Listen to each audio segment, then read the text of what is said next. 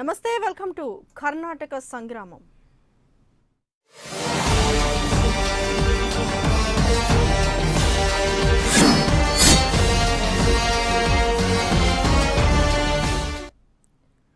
ప్రధాని నరేంద్ర మోదీ బీజేపీలకు కర్ణాటక ముఖ్యమంత్రి సిద్ధరామయ్య షాక్ ఇచ్చారు. ఎన్నికలో తనపై అసత్య ఆరోపణలు చేశారంటూ ప్రధాని మోదీపై పరువు నష్టం దావా వేశారు. 100 కోట్లకు ఆయన దావా వేసినట్లు తెలుస్తోంది. ఈ మేరకు ప్రధాని నరేంద్ర మోడీతో పాటు బీజేపీ జాతీయ అధ్యక్షుడు అమిత్ షా కర్ణాటక సీఎం అభ్యర్థి యడ్యూరప్పలకు సోమవారం నోటీసులు జారీ చేశారు. అటు సిద్ధరామయ్య ఓటమే లక్ష్యంగా తాను పనిచేస్తానంటున్నారు బదామి బీజేపీ అభ్యర్థి బళ్ళారి శ్రీరాములు.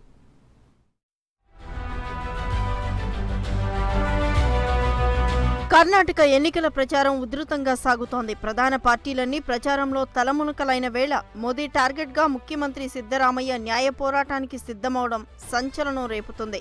కర్ణాటక ఎన్నికల ప్రచారంలో భాగంగా నరేంద్ర మోదీ సిద్ధరామయ్య ప్రభుత్వం అవినీతిలో కూరుకుపోయిందంటూ విమర్శించిన మోదీ సిద్ధరామయ్య సర్కారును సిద్ధ రూపాయి సర్కారంటూ వ్యాఖ్యానించి చిక్కుల్లో పడ్డారు.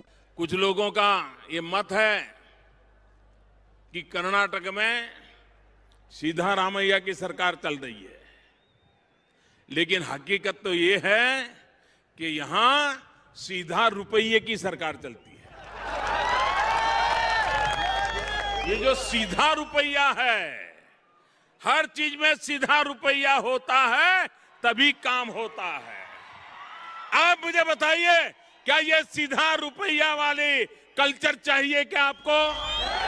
ये सीधा रुपया वाला कल्चर चाहिए क्या? ये सीधा रुपया वाले कारनामे चाहिए क्या? क्या ये सीधा रुपया से ही इंसान को न्याय मिलेगा क्या? और इसलिए भाइयों बहनों, ये सीधा रुपया अब जाना चाहिए। एक ईमानदारी की सरकार आनी चाहिए, और इसलिए अब कर्नाटक को सीधा रुपया का कारोबार नहीं, कर्नाटक को लोगों का आवाज सुनने वाली, लोगों का काम करने वाली सरकार चाहिए. మోదీ వ్యాఖ్యలను తీవ్రంగా పరిగణించిన కాంగ్రెస్ ప్రభుత్వం సిద్ధరామయ్య మోదీకి లీగల్ నోటీసులు పంపించారు. ఎన్నికల నియమావళికి విరుద్ధంగా మోదీ ఎన్నికల ప్రచారంలో ప్రభుత్వంపై అసత్య నిరాధార ఆరోపణలు చేశారంటూ ప్రధాని మోదీకి లీగల్ నోటీసులు పంపారు సిద్ధరామయ్య. మొత్తం 6 పేజీల లేఖను పంపిన సిద్ధరామయ్య ప్రధాని బహిరంగ క్షమాపణ చెప్పాలంటూ డిమాండ్ చేశారు. అంతేకాకుండా 100 కోట్లకు పరువు నష్టం దావా వేసిన సిద్ధరామయ్య ప్రధాని మోదీ తన వ్యాఖ్యలపై వివరణ ఇవ్వడమే కాకుండా ఆధారాలుంటే బయట పెట్టాలని సవాల్ విసిరారు. అటు సిద్ధరామయ్య పోటీ చేస్తున్న బదామిపై బీజేపీ ఫోకస్ పెట్టింది. పోటాపోటీగా ప్రచారం నిర్వహిస్తున్నారు బీజేపీ కాంగ్రెస్ అగ్రనేతలు. కర్ణాటక సీఎం సిద్ధరామయ్యను ఓడించేందుకే బదామి నియోజకవర్గం నుంచి తాను పోటీ చేస్తున్నానని బీజేపీ నేత బళ్ళారి శ్రీరాములు తెలిపారు. ఓటమి భయంతోనే సిద్ధరామయ్య 2 స్థానాల్లో పోటీ చేస్తున్నారని ఎద్దేవా చేశారు. కాంగ్రెస్ పార్టీ అధ్యక్షుడు రాహుల్ గాంధీ ఒక రాజకీయ అజ్ఞాని అని సంబోధించిన శ్రీరాములు ఓటమి భయంతోనే 21 నెలల తర్వాత సోనియా గాంధీ కర్ణాటకలో ఎన్నికల ప్రచారం చేపడుతున్నారని విమర్శించారు. కర్ణాటక ఎన్నికల్లో బీజేపీకి 150 సీట్లు ఖాయమని ఆయన ధీమా వ్యక్తం చేశారు. ప్రజలను విభజించే కుట్రలో భాగంగానే లింగాయత్తులకు మత మైనారిటీ హోదా అంటూ కాంగ్రెస్ పార్టీ డ్రామాలు ఆడుతోందని శ్రీరాములు విమర్శించారు. ముఖ్యమంత్రిని ఢీకొడుతున్న బళ్ళారి శ్రీరాములు గెలుపుపై ధీమా వ్యక్తం చేయడంతో బదామి పోటీ మరింత ఆసక్తికరంగా మారింది. కర్ణాటకలో తెలుగు ప్రజలు పార్టీలు కులాల వారీగా విడిపోయారు. ఓ పార్టీకి మద్దతుగా కొంతమంది, మరో పార్టీకి మద్దతుగా మరో వర్గం, ఇలా తెలుగు సంఘాలుగా విడిపోయి ప్రచారం చేస్తున్నాయి. ఈ నేపథ్యంలోనే తెలుగుదేశం అనుబంధ తెలుగు సంఘం బీజేపీని ఓడించాలి, కాంగ్రెస్ను గెలిపించాలంటూ స్లోగన్స్ అందుకోవడంతో రాజకీయం రసవత్తరంగా మారింది.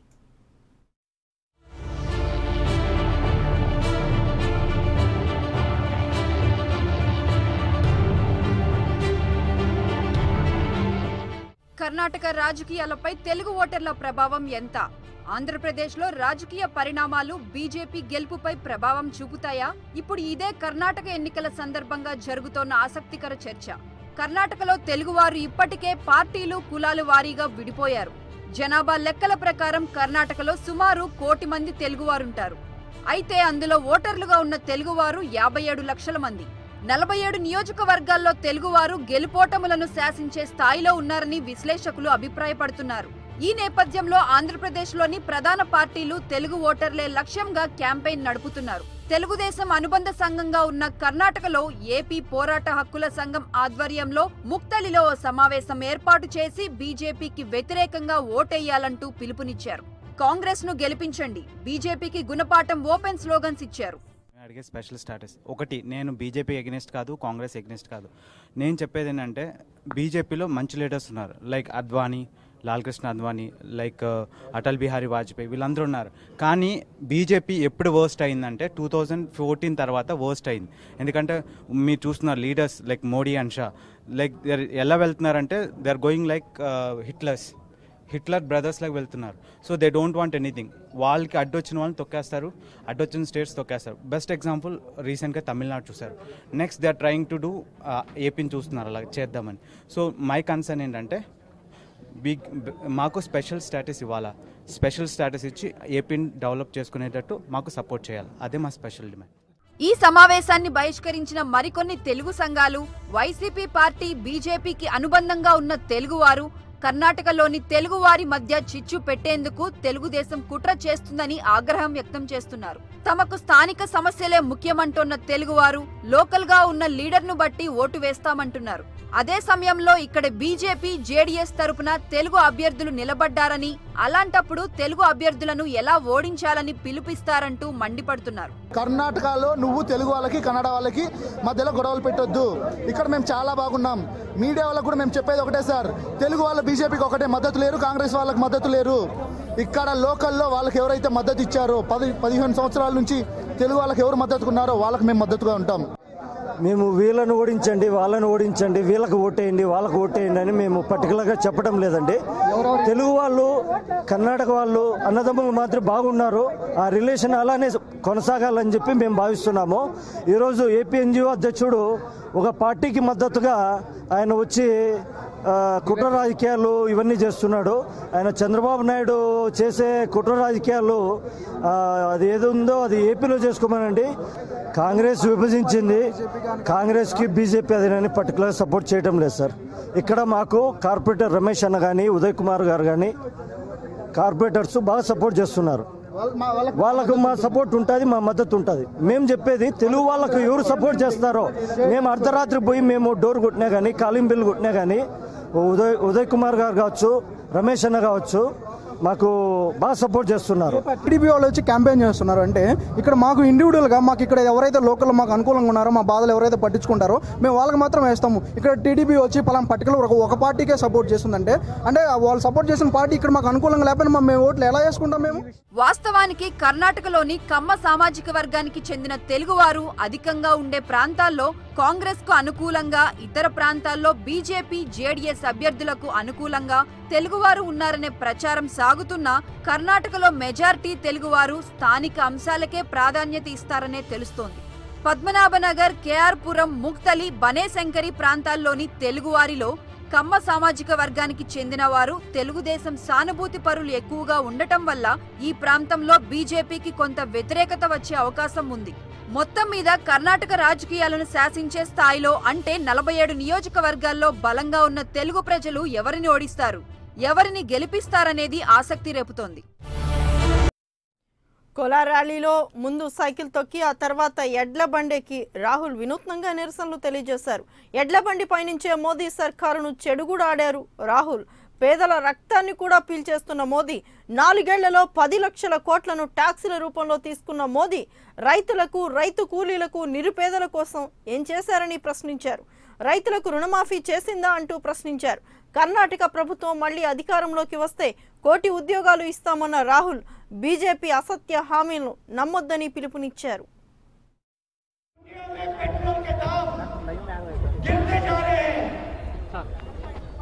पहले $140 प्रति बैरल हुआ करते थे, आज इंटरनेशनल मार्केट में $70 प्रति बैरल है।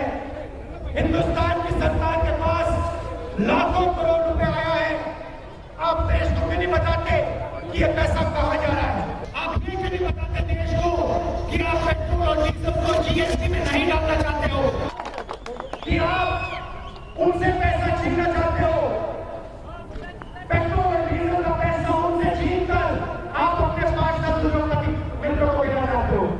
और हिंदुस्तान में जो स्कूटर चलाता है, जो ट्रक चलाता है, जो बस चलाता है, जो गाड़ी चलाता है, उसके जेब में से पैसा निकालकर 5 सबसे अमीर लोगों में ले जाता है। दम है तो आप देश को बताइए कि आप पेट्रोल का दाम कम क्यों नहीं कर रहे हो। देश को आप बताओ कि आप नीरव मोदी के जेब में पैसा डालना चाहते हो। और కర్ణాటకలో బీజేపీ విజయ అవకాశాలు మెరుగుపడ్డాయంటున్నారు ఆ పార్టీ నేతలు. 125 స్థానాల్లో బీజేపీ గెలుపు అవకాశం ఉందంటున్నారు ప్రముఖ జర్నలిస్ట్, పబ్లిక్ టీవీ చైర్మన్ వేలు. దేశంలో మోదీ చేస్తున్న అభివృద్ధి చూసే తాను బీజేపీలో చేరానంటున్న వేలుతో మా executive editor Sai face to face. ఆంధ్రప్రదేశ్లో కర్ణాటక రాజకీయం గురించి రోజుకో మాట పూటకో రకమైనటువంటి ప్రచారం జరుగుతుంది. అసలు వాస్తవం ఏంటో తెలియడానికి ప్రస్తుతం కర్ణాటకలో రాజకీయాలతో పాటుగా మొత్తం వార్తా ప్రపంచాన్ని శాసిస్తున్నటువంటి శక్తుల్లో ఒకటైనటువంటి పాపులర్ టీవీ యజమాని తులసి నాయుడు అలియాస్ లహరి సంస్థకి సంబంధించినటువంటి అధినేతగా ప్రజలందరికీ పరిచయమైనటువంటి ప్రముఖ వ్యక్తి ప్రస్తుతం మనతో ఉన్నారు. వేలు, లహరి వేలుగా ప్రజలందరికీ సుపరిచితులు. నమస్తే అండి. రాష్ట్ర రాజకీయాలు, కర్ణాటక రాష్ట్ర రాజకీయాలు ప్రస్తుతం దక్షిణాదితో పాటుగా ఉత్తరాది రాజకీయాలను కూడా శాసించబోతున్నాయి. ఏం జరుగుతుంది అనుకుంటున్నారు సార్? నేను ఒక ఇండస్ట్రియలిస్ట్గా, మళ్ళీ సామాన్య మనిషిగా, సామాన్య బీజేపీ కార్యకర్తగా, ఇప్పుడు పాలిటిక్స్ కూడా చేరాను కదా. సో నా అనలైజేషన్ ప్రకారం మోదీ గారు వచ్చిన తర్వాత వేవ్ చాలా బాగా ఇంప్రూవ్ అయింది. It's a wonderful wave. ఆయనకుండే తేజస్సు, ఆయనకుండే చరిష్మా ఇంకెవరికి లేదు సార్ మన దేశంలో. నిస్వార్థంగా అంటే నా దేశము, నా జనాలు, నా పేద జనాలు. ఆయన మాట్లాడేటప్పుడు ಯಾವ స్పీచ్లైనా చూడండి, ఎప్పుడు కూడా పేదవాళ్ళ గురించి మాట్లాడతారు. ఎలా అంటే ఆ పేదతనం ఆయనకి తెలుసు, ఆ నొప్పి తెలుసు.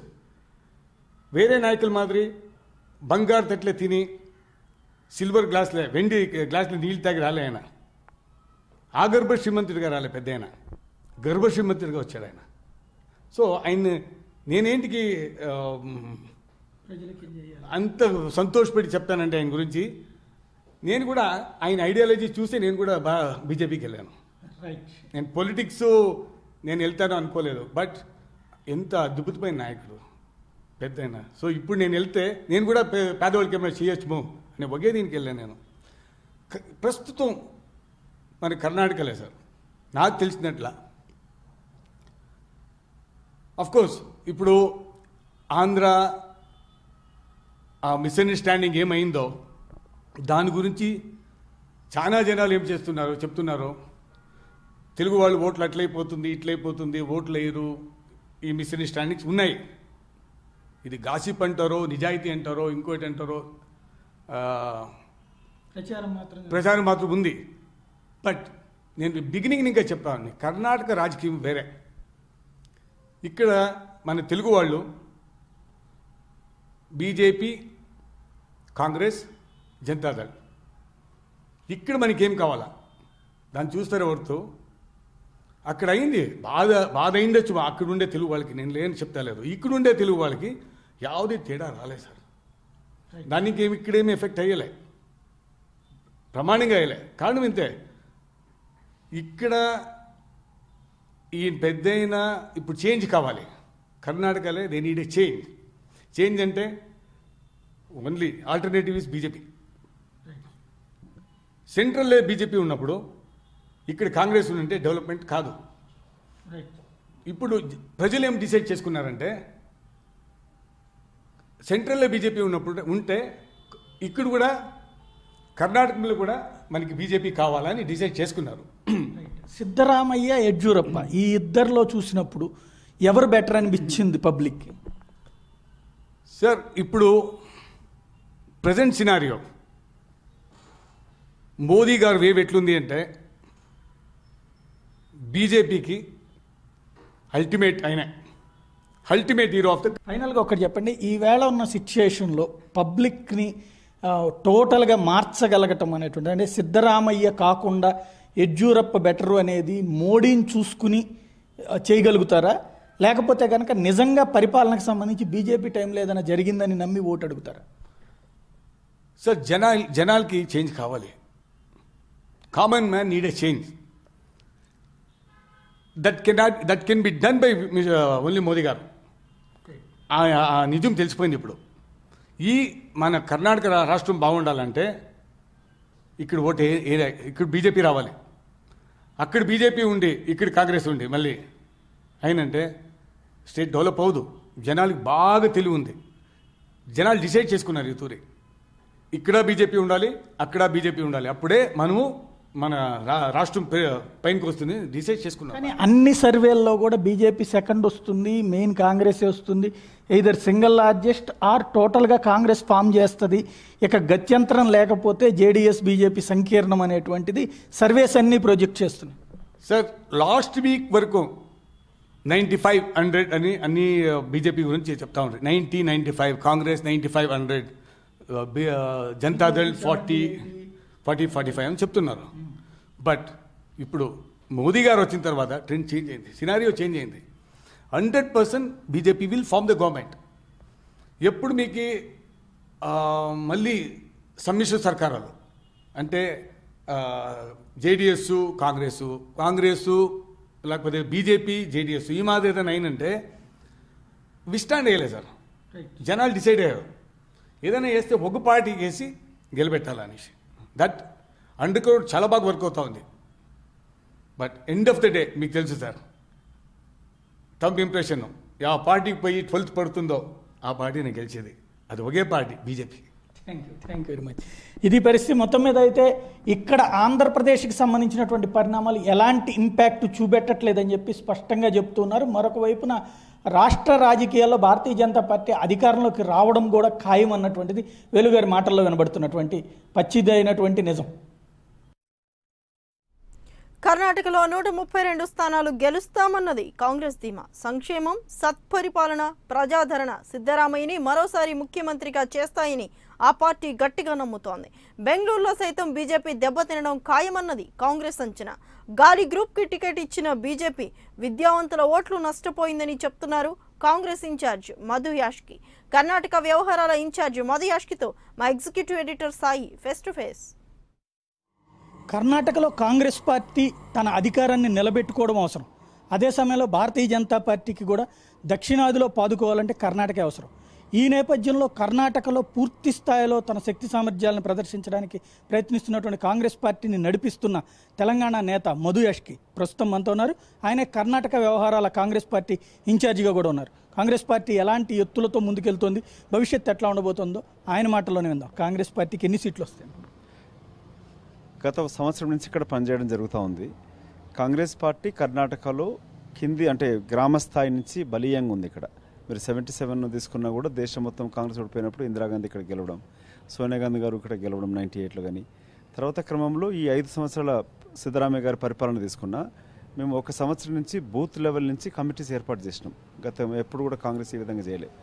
అందుకే ఇది ఈ 1 సంవత్సరం నుంచి చేసిన ప్రయత్నము సిద్ధరామయ్య గారి యొక్క ప్రభుత్వం యొక్క సంక్షేమ పథకాలు, పనితీరు, ప్రభుత్వ పనితీరు, అవినీతికి తావులేనటువంటి పరిపాలన వీరన్నిటి కూడగట్టుకొని బీజేపీ జేడీఎస్ ఏమో కాంగ్రెస్ టికెట్ రాని వాళ్లకు వాళ్ళ క్యాండిడేట్స్ దొరకకుండా వీళ్ళు టికెట్ ఇచ్చినాడు. సో అన్నీ కంపేర్ చేసి రాహుల్ గాంధీ గారు గత 6 నెలల నుంచి యావత్తు కర్ణాటక అంతా చుట్టుముట్టి వచ్చినాడు. సో కాంగ్రెస్ పార్టీకి మాకు ఇంటర్నల్ సర్వేనే కాకుండా బయట చూసిన C4 కానీ మిగతా సర్వేలు తీసుకుంటే నేను చెప్తూ వచ్చి నవ్వుతూ ఒకసారి ఓ మీటింగ్లో కూడా అంటే Congress party opening batsmen Rahul Gandhi గారు, సిద్ధరామయ్య గారు 132 నాట్ అవుట్ స్టిల్ ప్లేయింగ్ అని. సో మాకున్న అంచనాల ప్రకారంగా 130 సీట్ల పైన గెలవగలుగుతాం. 12 సంవత్సరాల అత్యంత తీవ్ర కరువు కర్ణాటక రాష్ట్రంలో ఎదుర్కొంటున్నప్పుడు బీజేపీ పరిపాలిస్తున్న మహారాష్ట్రకి, మధ్యప్రదేశ్కి, రాజస్థాన్కి 4-5 వేలు 3 కోట్ల వరకు ఇచ్చి అదే కర్ణాటకకి మాత్రం 1400 కోట్లు ఇవ్వడం జరిగినది. మోదీ చేస్తున్న అబద్ధాలను ప్రజలు గుర్తిస్తూ ఉన్నారు. అన్నిటికన్నా ముఖ్యంగా ఇక్కడ మైనార్టీలు కూడా చాలామంది ఉంటారు. దళితులపైన, మైనార్టీలపైన జరుగుతున్న దాడులు దేశం యావత్తులో ఇక్కడ వాళ్ళని విస్మరించడం, పేరుకి తను అంబేద్కర్ గారి మెడలు దండేస్తున్నానని మాట్లాడే మోదీ గారు అదే దళితుల మెడలు మాత్రం తాడేసి వారు ఊపిరాడకుండా చంపే ప్రయత్నం చేస్తూ ఉన్నారు. ఇది గమనిస్తూనే ప్రజలంతా కూడా కాంగ్రెస్ పార్టీకి ఇంకా అనుకూలంగా ఉంది తప్పితే ఆ యాంటీ ఇన్కంబెన్సీ అంత ఇంత ఉందని అంటే అది మోదీ పైన ఉంటుంది, బీజేపీ పైన ఉంటుంది.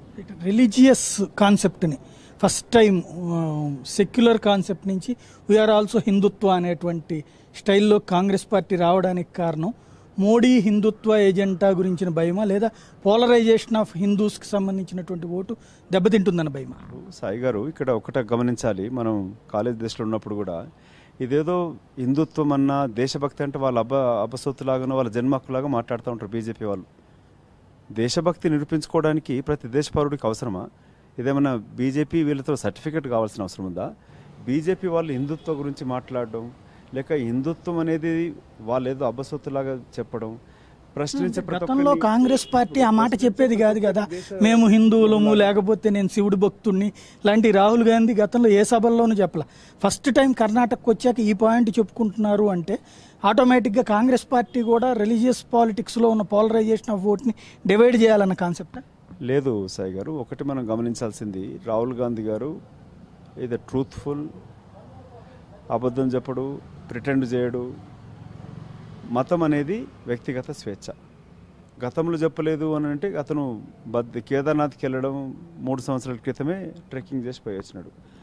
వివిధ టెంపుల్ కానీ మస్జిద్ కానీ ఎవరు పిలిస్తే చర్చ్లకు కానీ వెళ్తూ ఉంటాడు. ఇది ఎలక్షన్ల కొరకు స్టంట్ చేసేది. రామ్ జన్మభూమి టెంపుల్ కడతామని చెప్పి ఓట్లు లబ్ధి పొంది అధికారానికి వచ్చింది బీజేపీ పార్టీ. అటు దేశ విచ్ఛిన్నకర శక్తులు లాంటి లేక సపరేటిస్టులు అయిన పీడీపీతో కలిసి కాశ్మీర్లో ప్రభుత్వం ఏర్పాటు చేసినది. కోయిలిషన్లు ఉన్న తెలుగుదేశం పార్టీ ఆంధ్రప్రదేశ్లో వీళ్ళిచ్చిన హామీ సాక్షాత్తు వెంకటేశ్వర స్వామి సన్నిధిలో 5 సంవత్సరాలు కాదు 10 సంవత్సరాలు ప్రత్యేక హోదా కావాల్సి ఇస్తాము అని చెప్పిన నరేంద్ర మోదీ గారు, భారత ఉపరాష్ట్రపతి అయిన వెంకయ్యనాయుడు గారు వెంకటేశ్వర స్వామిని మోసం చేసినాడు. తెలుగుదేశం పార్టీ తెలుగు ప్రజల, ఆంధ్రప్రదేశ్ ప్రజల హక్కు కొరకు బీజేపీ మోసం చేసింది కదా. సన్నిహితంగా ఉన్న పార్టీ, మిత్రపక్షమైన పార్టీ మోసం చేసినప్పుడు దాన్ని ఉడగొట్టాలని చెప్పి వాళ్ళు కాలు ఇవ్వడం జరిగినది. దానికి ఇక్కడ తెలుగు సంఘాలు ఏం గమనిస్తున్నారంటే, ఇక్కడ తెలుగు ప్రజలతోటి ముఖ్యంగా కన్నడ సంస్కృతి, తెలుగు సంస్కృతి కలిసిమెలిసి ఉంటుంది. మన వేషధారణ, పద్ధతులు, తిండి, ఆచారాలు, సంస్కృతి కలిసి ఉంటుంది. లిపి కూడా ఒకే భాషలా కనబడుతూ ఉంటుంది. సో తెలుగు ప్రజలకు ఇక్కడ పూర్తి స్వేచ్ఛ. అది కాంగ్రెస్ హయాంలో సిద్ధరామయ్య గారు 5 ఎమ్మెల్యేలు ఉంటే 3 మంత్రులు కూడా చేసినాడు. ఇక్కడ తెలుగు ప్రజలు ఒక్కొక్కటి కాంగ్రెస్తో మమేకం అవ్వడం ఒకటి. బీజేపీని ఓడగొట్టాలంటే ఇది జేడీఎస్తో సాధ్యం కాదు. ఎందుకంటే జేడీఎస్ ఎట్లాగూ బీజేపీతో తెర వెనకాల సంబంధం కుదుర్చుకొని చేస్తూ ఉంది. అటు బీఎస్పీ మాయావతి పైన సిబిఐ కేసులు పెట్టి ఇక్కడ ప్రచారం చేస్తానికి తీసుకొచ్చినాడు. ఎంఐఎం పార్టీ సంగతి తెలిసిందే, వాళ్ళు కూడా బీజేపీ బీ టీమ్గా చేస్తున్నారు. ఇటువంటి సమయంలో అధికారంలో ఉన్న కాంగ్రెస్ పార్టీయే బీజేపీని ఓడించగలుగుతుంది. సో వాళ్ళు కాంగ్రెస్కి మద్దతు అని చెప్పట్లేదు, కానీ తెలుగు ప్రజలు మేము ఆశిస్తూ ఉన్నాం, అభ్యర్థిస్తూ ఉన్నాం. కాంగ్రెస్ పార్టీకి సంబంధించిన మన రఘువీరారెడ్డి గారు, తెలంగాణ నుంచి మిగతా నాయకులందరం కూడా కలిసి తెలుగు ప్రజలను కలిసి అభ్యర్థించడం జరిగినది. ఇట్లాంటి మోసం పూరితమైన బీజేపీ పార్టీని ఓడించి కాంగ్రెస్ పార్టీకి తిరిగి అధికారం తీసుకురండి. ఇది కాంగ్రెస్ పార్టీకో లేక కర్ణాటకో కాదు, దేశానికి అవసరం. ఒక పటిష్టమైన ప్రజాస్వామ్యం ఉండాలంటే పటిష్టమైన ప్రతిపక్షం కూడా ఉండాలి. ఫైనల్గా ఒకటి చెప్పండి, ఈ వేళ ఉన్న సిచ్యుయేషన్లో టోటల్ స్టేట్ మొత్తం మీద తెలుగు వాళ్ళకి సంబంధించినటువంటి ఓట్ ఇంపాక్ట్ ఒక 20 సీట్లలో ఉంటుందా, 47 సీట్లలోనూ ఉంటుందా? అట్లీస్ట్ 38 సీట్లలో కీలకంగా ఉంటుంది. ఎక్కువ ఆంధ్రప్రదేశ్ నుంచే ఉన్నారు, తెలంగాణకి చాలా తక్కువ. సో అందుకే మన తెలుగు ప్రజల యొక్క ప్రభావం ఇంచుమించు 38 సీట్లలో గెలిపోవటం శాసించే స్థాయిలో మన తెలుగు ప్రజలు ఉన్నారు. మొత్తం మీద మధు యాష్కి మాటల్లో స్పష్టంగా చెప్తున్నది 130 సీట్లకి పైగా కాంగ్రెస్ పార్టీ గెలుచుకోవడం ఖాయమని. దీంట్లో కీలకమైనటువంటి పాత్ర పోషించబోతోంది మాత్రం తెలుగువారు, అందులో కూడా ఆంధ్రాకి సంబంధించినటువంటి ఓటర్లు. దీని ఇంపాక్ట్ ఎలా ఉండబోతుందో, ఆయన మాటల్లోని నిజం ఎంత అన్నటువంటిది ఎన్నికల తర్వాత రిజల్ట్స్లోనే తెలియబోతుంది. Vote studio. ఇక ఇవి ఇప్పటి వరకు కర్ణాటక సంగ్రామంలో కన్నడ ఓటర్ అలాగే కర్ణాటక ఎన్నికల్లో నేతల అభిప్రాయాలు. సో మరిన్ని అప్డేట్స్ కోసం కీప్ వాచింగ్ AP 24/7. మేమే ఫస్ట్, మేమే